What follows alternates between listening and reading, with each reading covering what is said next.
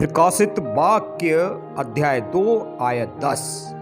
आज हम इस आयत का खुलासा करेंगे जो रहस्यमय ही है, और आप कृपया करके बने रहें। परमेश्वर आपको बहुत आशीष में करेंगे, क्योंकि ये जो रहस्य है आप इसको जानेंगे तो आप समझेंगे कि परमेश्वर की योजना मसीह लोगों के लिए क्या है। तो मैं इसको पढ़ देता हूं और मैं बहुत ही शॉर्ट में इसको आपको समझाऊंगा। जो दुख तुझको झेलने होंगे उनसे मत डर, क्योंकि देखो शैतान तुम में से कितनों को जेल खाने में डालने पर है, ताकि तुम परखे जाओ, और तुम्हें 10 दिन तक कलेश उठाना होगा। प्राण देने तक विश्वास रहे तो मैं तुझे जीवन का मुकुट दूंगा। ये बातें प्रभु यीशु मसीह यूहन्ना से कर रहे थे, इसको हम सब जानते हैं। लेकिन यहाँ पे जो रहस्य है वो ये है कि तुझको 10 दिन तक कलेश उठाना होगा। और ये जो रहस्य है, 10 दिनों का जो रहस्य है, ये कौन सा रहस्य है? यहेजकेल अध्याय 4 और आयत 6। जब इतने दिन पूरे हो जाएं, तब तू दाहिनी करवट लेकर यहूदा के घराने के अधर्म का भार सह लेना। मैंने उसके लिए भी और तेरे लिए भी 1 वर्ष के बदले 1 दिन अर्थात 40 दिन ठहराए हैं।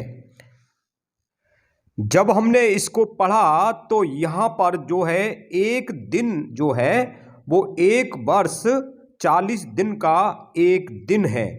और इसे यहाँ पर दूसरी आयत को भी हम देखेंगे, और वो है गिनती अध्याय 14 आयत 34। जितने दिन तुम उस देश का भेद लेते रहे, अर्थात 40 दिन, उनकी गिनती के अनुसार दिन के पीछे 1 वर्ष अर्थात 40 वर्ष तक तुम अपने अधर्म का दंड ठहराए रहोगे, तब तुम जान लोगे कि मेरा विरोध क्या है। सिर्फ ये समझने की कोशिश कर रहे हैं, इस भेद को समझने की कोशिश कर रहे हैं कि प्रभु यीशु मसीह जो 10 दिन थे वो 1 वर्ष को 1 दिन में गिनती करा रहे थे।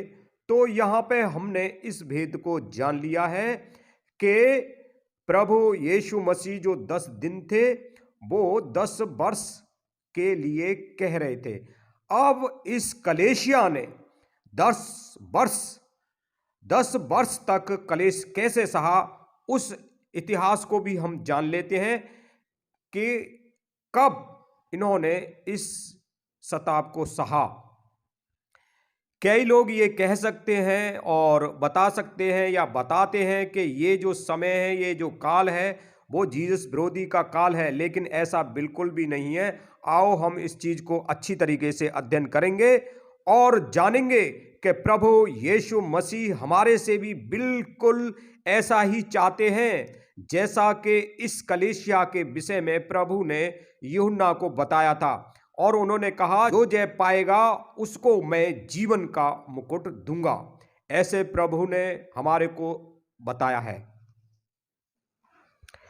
यहेजकेल 4:6 और गिनती 14:34 के अनुसार भविष्यवाणी के समय की गणना के वर्ष के दिन के सिद्धांत के आधार पर 10 दिनों को 10 वार्षिक के अवधि के रूप में व्याख्या किया गया है, और सबसे गंभीर और भयानक सताव की अवधि के लिए ये चीज लागू होती है। तो यहाँ हम देखेंगे 303 ईस्वी से लेकर 313 तक यहाँ पर एक शासक आया जो कि जिसका नाम डायोक्लेटियन। इस शासन काल में मसीह लोगों के ऊपर एक भयानक सताव आया। गैलेरियन ने जारी रखा। ये जो काम कर रहे थे उनका काम था, इन लोगों ने, इन शासकों ने, डायोक्लेटियन और गैलेरियन ने मसीह लोगों के ऊपर एक बहुत ही बड़ा सताव भयानक सताव चालू किया। इन्होंने अपने काम को इस तरीके से अंजाम दिया कि मसीहत को पूरी तरीके से समाप्त कर दिया जाए।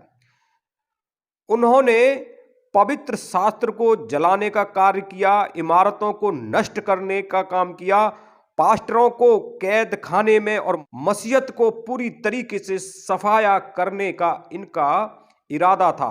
इन्होंने इस तरीके से इसका सफाया करने का प्रयास किया था।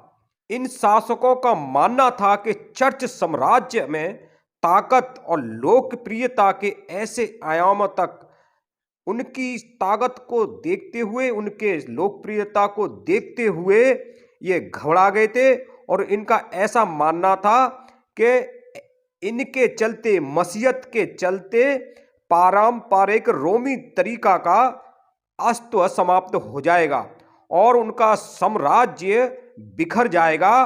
परिणाम स्वरूप उन्होंने कलीसिया खत्म करने के लिए योजना बनाई और उन्होंने मसीहत के खिलाफ एक फरमान जारी किया 303 ईस्वी में, जिसे के मसीहत के प्रथा पर पूरी तरीके प्रतिबंध लगा दिया था।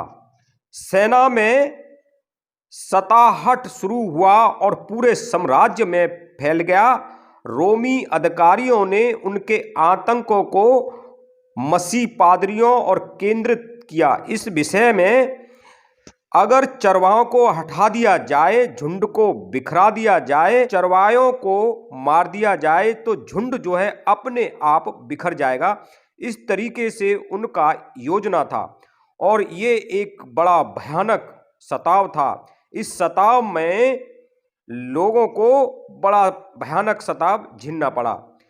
इतिहासकार ऐसा मानते हैं, जैसे कि थियोडोर, यहाँ पर एक हिस्ट्री है जो कि उसके द्वारा स्पष्ट रूप से वर्णित किया गया है।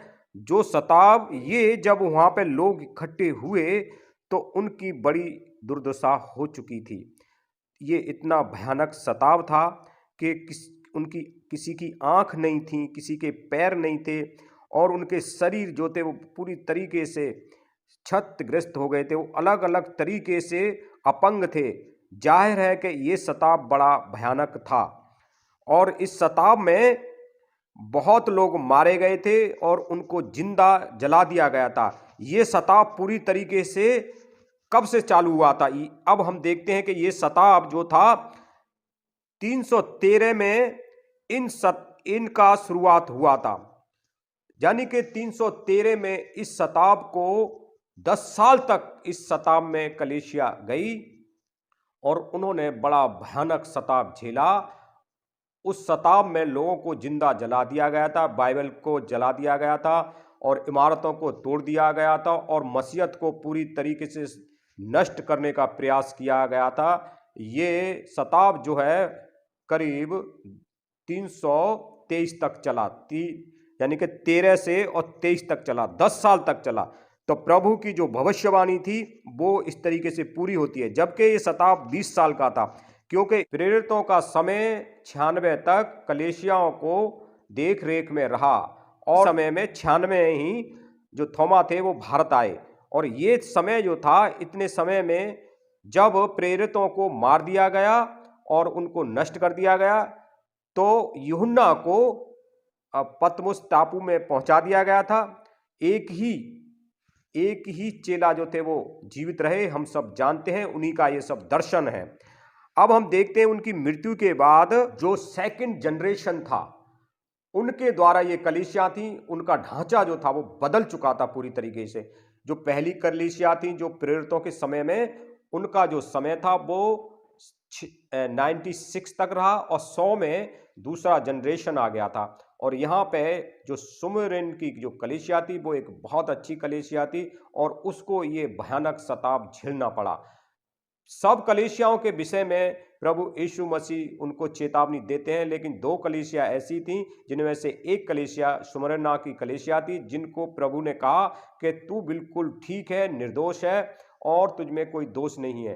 प्रभु कहते हैं कि जो कोई जय पाए वो ही जीवन का मुकुट पाएगा।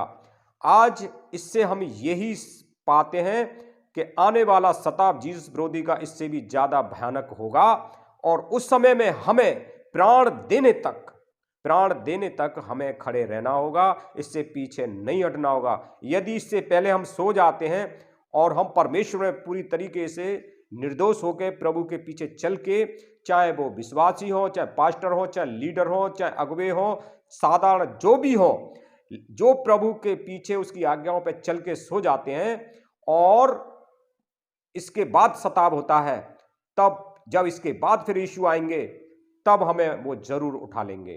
प्रभु आप सबको बहुत बहुत आशीष दें। मैं समझता हूं कि आप समझ गए होंगे इस रहस्य को।